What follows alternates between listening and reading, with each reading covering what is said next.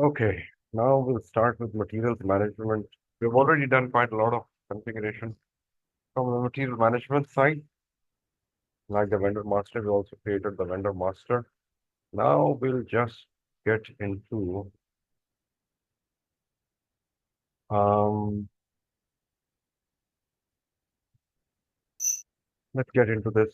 We'll see the master after that. Okay, material master, logistics general, material master, configuring the material master, data screens, and for each sequence. Okay, structure of the sequence. Now, what is the structure? What are we talking about? Let me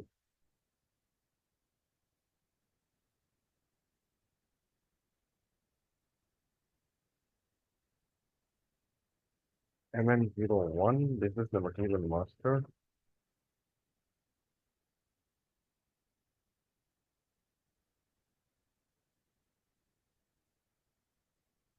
Okay, now these are the screens. Okay, and we have industry sectors. We have material types, which is raw material, finished goods, semi-finished goods. This is what we're talking about here.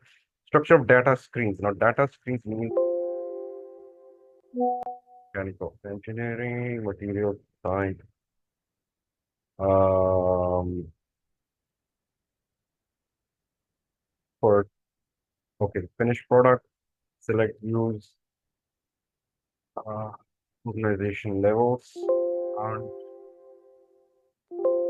or okay, and we give details here, and these are the screens, different screens with different fields. Okay, so we are going to define the structure of data screen. Okay, for each screen sequence.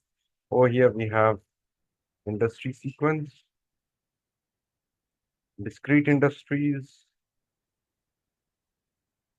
production planning, retail coupons. So we'll go for something that is standard. Standard detail, short tab pages, manufacturer parts, standard industry sequence 01, data screens.